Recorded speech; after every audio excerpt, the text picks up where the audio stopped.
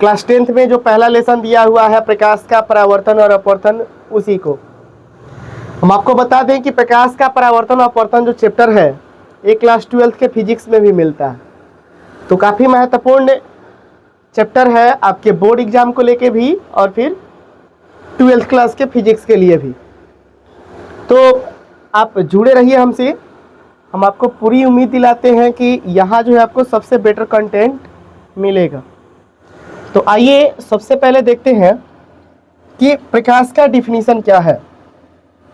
अगर प्रकाश के डिफिनीशन का बात किया जाए, सबसे पहला कह रहा है कि प्रकाश किसे कहते हैं। आपको बता दें कि प्रकाश जो है एक ऊर्जा होता है। क्या होता है? ऊर्जा होता है जिससे दृष्टि संवेदना उत्पन्न होती है। दृष्टि संवेदना उत्पन्न होती है, इसके कहने का मतलब ये हुआ कि देखने की क्षमता जो है उत्पन्न होती है। या फिर बोल सकते हैं कि प्रकाश एक प्रकार की ऊर्जा है जिसके कारण हमें वस्तुएं दिखाई देती है। प्रकाश क्या है? तो एक ऊर्जा है जिसके कारण हमें वस्तुएं दिखाई देती है। या फिर आप ऐसे भी बोल सकते हैं कि प्रकाश एक ऊर्जा है जिससे कोई भी जीव किसी वस्तु को देख पाता है, जिससे कोई भी जीव किसी वस्तु को देख पाता है। नेक्स्ट है, अगला डिफिनेशन यहाँ पे लिखा हुआ है कि प्रकाश वह ऊर्जा है जिसके दृष्टि से संवेदना अर्थात देखने की क्षमता उत्पन्न होती है। वही बात है, हमने आपको पहले भी ये डिफिनेशन में बताया कि प्रकाश जो एक ऊर्जा है जिससे दृष्टि संवेदना अर्थात देखने की क्षमता उत्पन्न होती है।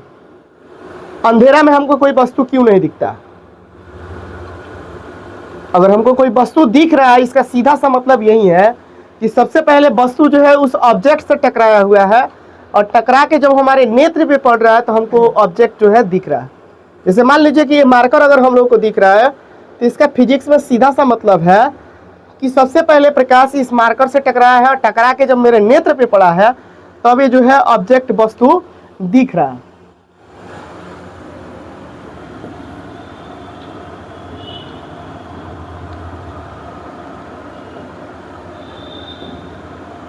भौतिक विज्ञान के जिस शाखा में प्रकाश तथा प्रकाश संबंधित विभिन्न घटनाओं का अध्ययन किया जाता है या अध्ययन होता है उसको प्रकाशिकी कहते हैं। क्या कहते हैं? प्रकाशिकी कहते हैं। ऑप्टिक्स कहा जाता है। क्या कहा जाता है? ऑप्टिक्स। ऑप्टिक्स कहिए तो या फिर प्रकाशिकी कहिए तो एक ही बात होता है। ऑप्टिक्स कहिए या फिर प्रकाशिकी कहिए, एक ही चीज होता है।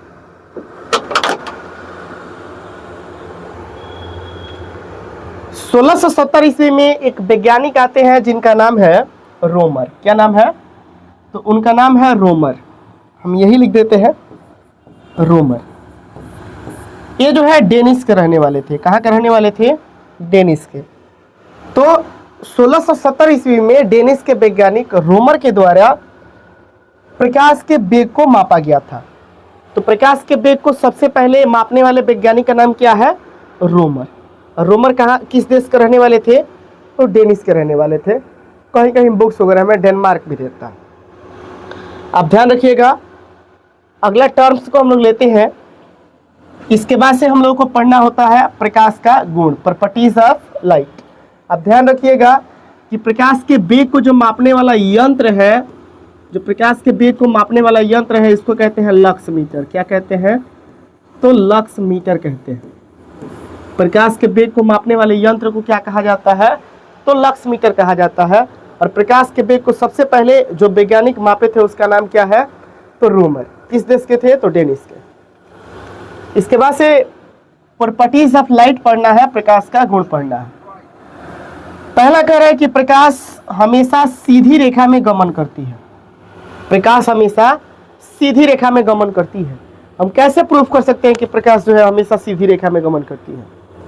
आप ध्यान रखिएगा कि प्रकाश सीधी रेखा में गमन करती है, इसका सबसे अच्छा उदाहरण जो है छाया का बनना है। छाया कब बनता है?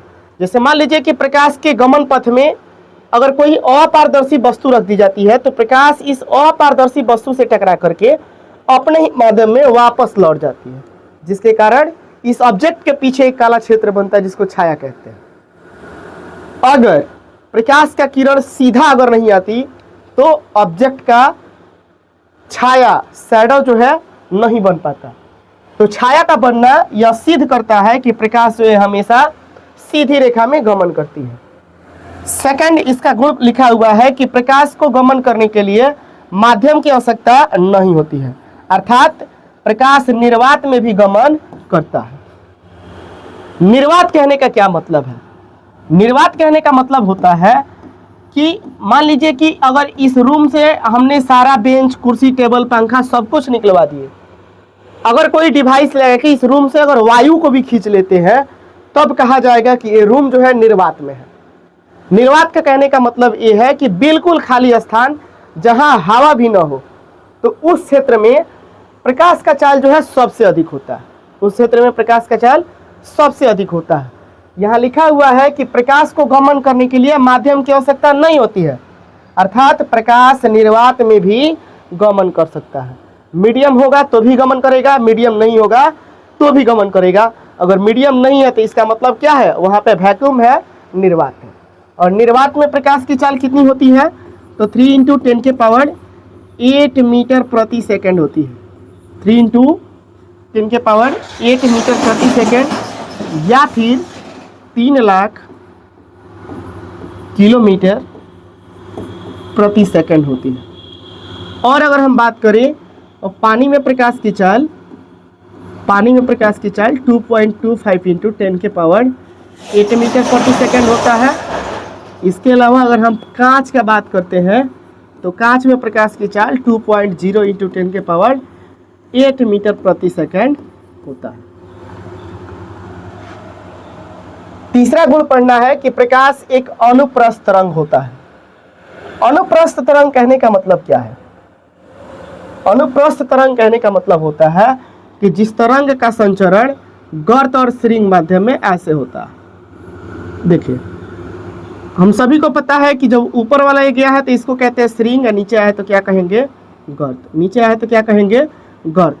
तो गर्त श्रृंग जिस वेव का गति होगा तो उसको कहेंगे अनुप्रस्थ तरंग। क्या कहेंगे?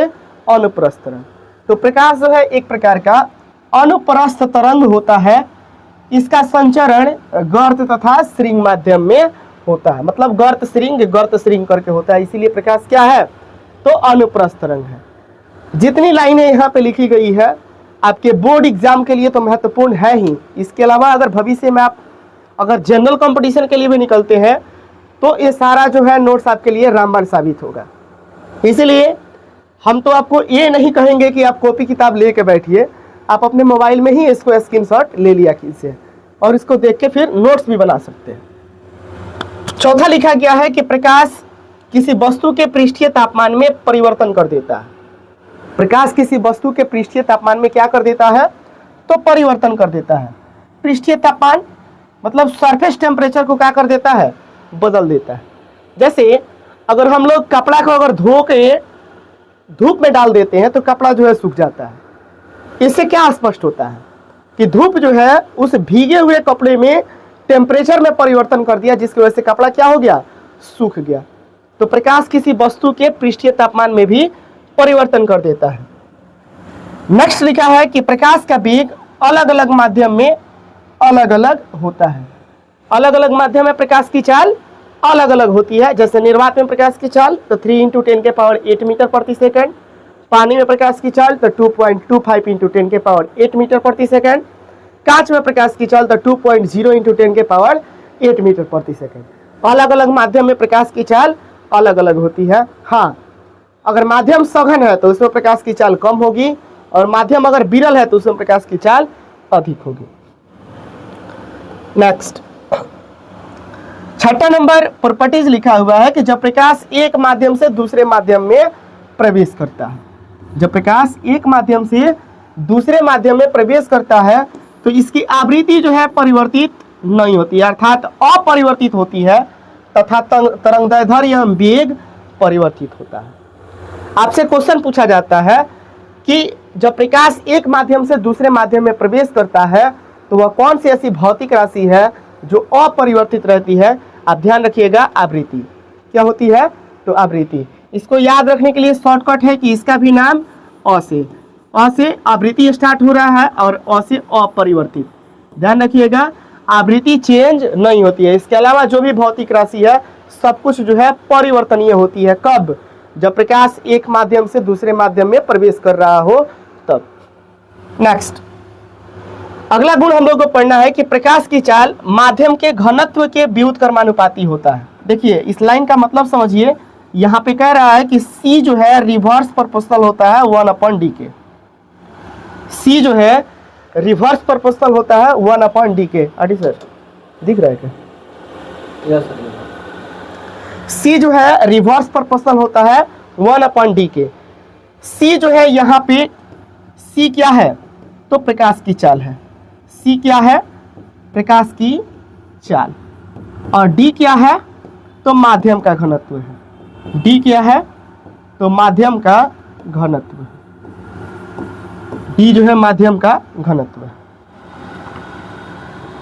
जैसे जैसे माध्यम का घनत्व अगर बढ़ेगा तो उसमें प्रकाश की चाल कम होगा।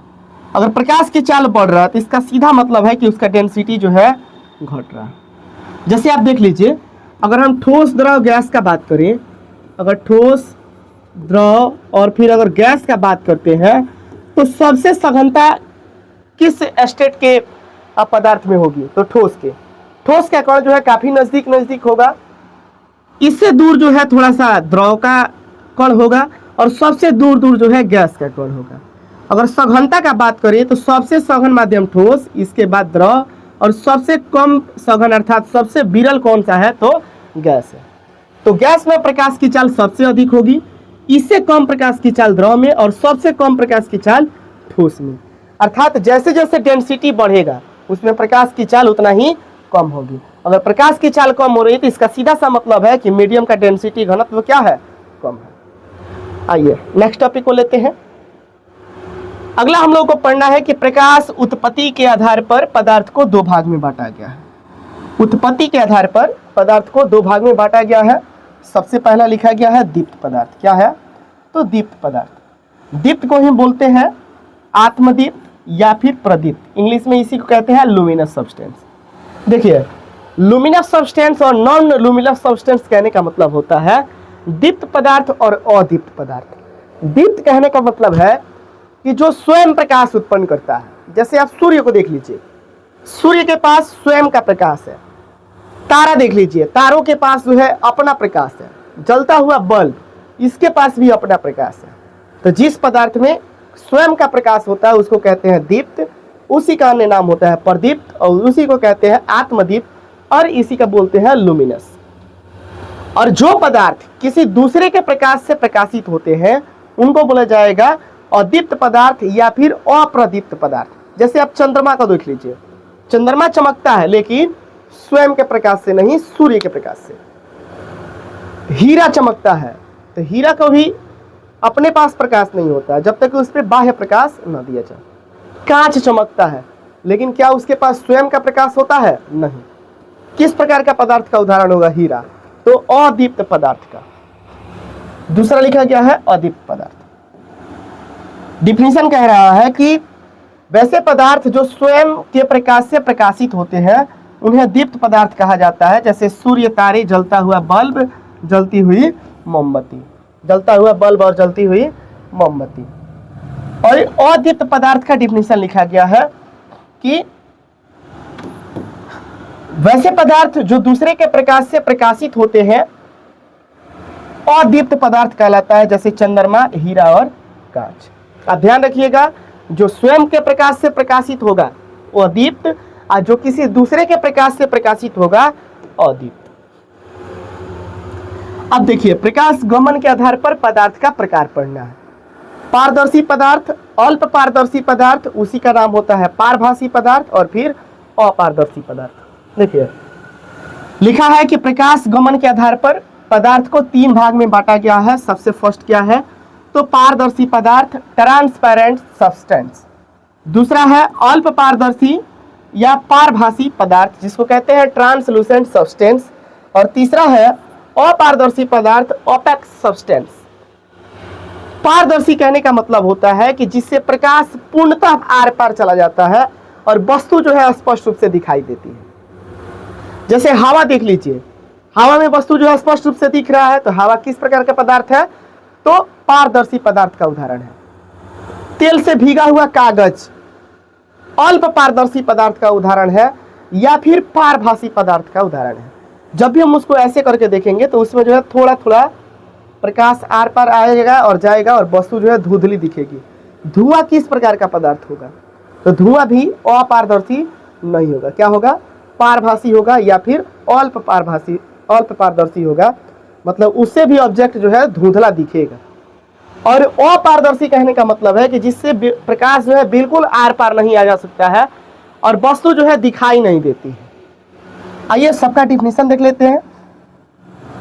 पारदर्शी पदार्थ का डिफिनीशन लिखा हुआ है कि जिस पदार्थ से प्रकाश आसानी से आर पार आ जा सकता हो उसे पारदर्शी पदार्थ कहा जाता है। जैसे हवा, पानी और कांच। हवा, पानी और कांच, इनसे प्रकाश जो है स्पष्ट रूप से आर पार चला जाएगा और वस्तु भी स्पष्ट रूप से दिखेगी।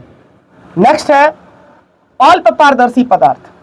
अल्प पारदर्शी मतलब तो वैसे पदार्थ जिससे होकर प्रकाश अल्प मात्रा में आर पार आ जा सकता हो उसे अल्प पारदर्शी या पारभासी पदार्थ कहा जाता है। जैसे तेल से भीगा हुआ कागज, घिसा हुआ कांच, सफेद झिल्ली और फिर धुआं। किसका उदाहरण है? तो अल्प पारदर्शी पदार्थ का या फिर पारभासी पदार्थ का। और फिर